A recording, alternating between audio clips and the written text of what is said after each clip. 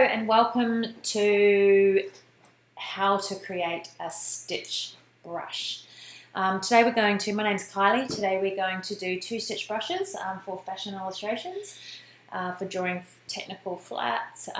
We are going to do stitching for, a single needle stitch and a twin needle stitch. So, alright, so I'll start, it's pretty easy. You do the one stitch and then you can create the other off it. So what I like to use to create the stitch brush is the line segment tool. So if you just select the line segment tool, make sure you are in Essentials Classic Workspace mode, okay, because that will give you all of the workspace tools and functions that are best for fashion illustration. So once you're in that tool, click there, it's just underneath the curvature tool, just click there, and then what you might need to do is you may need to physically make this, if it says 45, you may need to make it 0 so that you've got a straight line, horizontal line, and you just need to make your length 1 millimeter. And you go OK. So you don't want to fill on it. If you have a fill by accident, select no fill, keep it black, and then zoom in, Z and zoom in. So of course the stitching comes default on as a square cap, square ends, but what I want to do is just round off the ends so it looks like a proper stitch. So now come to your stitch brush and just simply drag it into your brushes. Go to your pattern, select pattern brush, OK, and it brings up some options. So label your brush, single needle or plain machine brush. And then scale fixed. So the spacing is just the amount of spacing that you want between each stitch. So I'll show you what that looks like at 10%. You can select your corners, how you want your corners to look. Auto centered, auto between. What is this? Auto sliced. Okay, let's choose auto sliced, if that's what it defaulted to. So basically that's what the stitch looks like when it goes around the corner, on the inside corner, you can see there. And then what it looks like going along the straight line, and then what it looks like going along the outside corners. So you don't really need to do the rest. I'm going to stretch to fit. Colorization, choose tints if you want, or hue shift tints if you want to be able to color your stitch at a later date, like sometimes you want to be able to do red stitching or green stitching, whatever it is. You go OK, and then I'm going to zoom out and I'll do a little test. So I like to test on a rectangle. So basically what a stitch is you create a line. So in this case I've created a rectangle with an outline, and then you just basically apply an effect, a brush effect to it, so it changes it. So for fashion, I like to have the stitch brush needs to be lighter in weight than the outline of your garment. So I always think half the value. So if you're drawing your garment in 1 point outline, so you would have 0.5 for your stitching. If you were drawing in 0.7, you would have it, 3.5. So anyway, it needs to be lighter than the outline. So cancel, cancel, okay, deselect. So you can see now, and you can see how it's going around the corner. Alright, so now what I'll do, even if I drew a line like this, and I drew a curve in my line, because that could be a curve around a pocket or a neckline or something, and I just apply my stitch brush. Sorry, my computer's struggling a little bit, I think. I'll just escape and apply my stitch brush. Oh, no, I'm struggling. I need to make it black. Sorry. Bring it down to 0.5. And you can see, so you can see that we create around necks, bindings, pockets, whatever it is. You can see it curves. It just basically applies the brush to your line. So coming and just having a look, I'll just move that out of the way.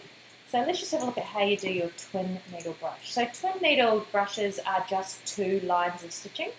So if I go in the machine has like 2 feet running parallel to each other, and simultaneously 2 stitches are sewn to a garment. Usually you see these on knitwear, activewear.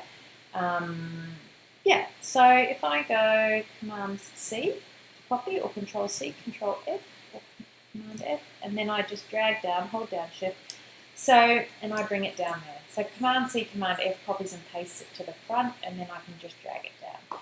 So you determine the width of your stitch. So sometimes it's narrow to a needle brush, and sometimes it's wider. So I'm going to start about there. If you actually have your smart guides on, I might turn those on for a minute, because if I do that again, I go Command C, Command F, and I just drag it down without holding Shift, you can see I can actually just, if I drag lightly in it, I can use that pink center guide, will let me know that I'm still on track and I'm keeping it perfectly aligned with the top one. So once you've got that, open your brush, open your brushes, so select over both of them. What's happening? Why can't I? Okay, something's going on here. Let me just zoom out. My computer's struggling because I've made some videos and I'm uploading them to YouTube, and yeah, my poor granny Mac is a little bit slow because she's a bit old. Okay, so let me just try that again. What is going on? There's got to be a reason for this. Yeah, is it me? Maybe it's me again. I'm blaming the computer. Alright, so I need to lock that. So object, lock. So normally I work with, my template, my Croquis on one layer and my drawings on the other, but I've been a bit quick today, a bit tired. So anyway, it wasn't my mat, it was me. Here I am trying to blame someone else. Alright, so grab your two, select them and throw them into the stitch brush, brush library, go OK, call this twin needle brush, and you just have a look at your spacing. So we applied 10% spacing there, so let's see what happens if I apply 20%, and you'll see the difference. So choose your corners. I don't think I want, I don't know if I've got a choice. Okay, I do. I don't know. Let's just keep it auto sliced and we'll keep it the same because that's what it defaulted, and we'll see if we like it. We can always change it. If you don't like the way it goes around a corner, you can simply try another option. So this will be completely up to you. So remember to make it tints if you want to be able to change the colour, and then go OK. So let's just test that last one we did and see if we can apply a colour change to the, where's all my default swatches gone? Okay, so come here, I'm just going to, I don't know why it does that, I've got to find that out. So I'm going to go back and find, here's my default swatches, art illustration. Yeah, I'm going to bring them in here and have a look. Usually there's just default swatches that sit in the swatch library. So let's just try colouring that in. Yeah, and you can see there, I've applied a colour change to my stitching. So just zoom out and let's just have a look and see what it looks like. I'm actually going to drag out another rectangle, and I'm going to apply my twin needle brush like so. And you can see how it's going around the corners, and then I'm going to make it 0.5. So yeah, look, if you're not happy, I just don't like that corner, that little midgy little thing there. So I'm going to go double click, and I'm going to try changing it to be, maybe I'll choose like a love heart one, that'd be nice. Little love heart. And then I'll go OK, and then, alright, so you can see there, yeah, I prefer that. So this is going to be completely up to you. How do you want your corners to look? Okay, so there you go. And of course, I could apply that to there if I want. Yep, I've made that, turned that from a single needle into a twin needle. So there you go. So have fun with your brushes, and in future videos we'll have a look at creating a cover stitch brush. And okay, why don't we do the cover stitch brush now? Alright, so what we can do is we've done this. So what we can do, might as well just do it now. So if I'm just going to widen that a little bit more, and then what you can do is you can come up to your type tool and you can type in, oh wow, I zoom out, I'm going to just type capital Y, okay, and then I'm going to make it, I think Mary Pro's quite, no, I'm just going to make it like not capital actually, I'll make it like a lowercase, yeah, more like that. So we'll do this cover stitch brush, and we'll look at doing fancier brushes like flat locking and stuff in another video. So I'm just going to go like this. What you want to do is you add that into there. I'm going to potentially make that a little bit. Have you got a bold? Does it look like semi-bold? Bold. I'm going to make it bold.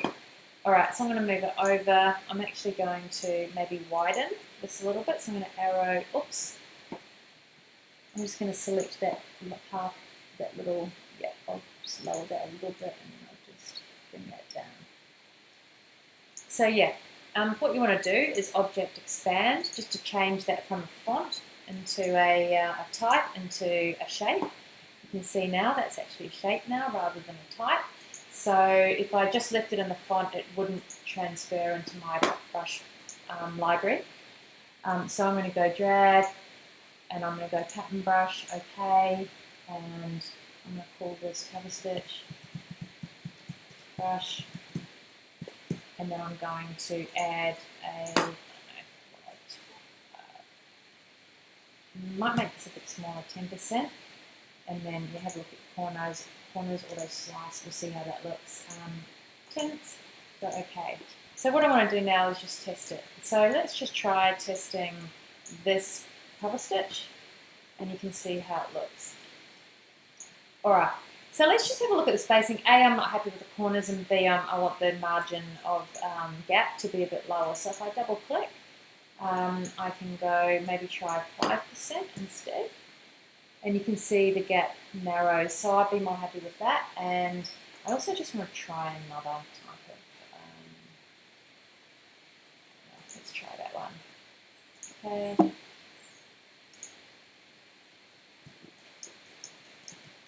I'll zoom out. Oh man, where am I? I've lost it. Okay, alright, zoom in. Okay. Yeah, I prefer the corner going around that way. So you know you've always got the options.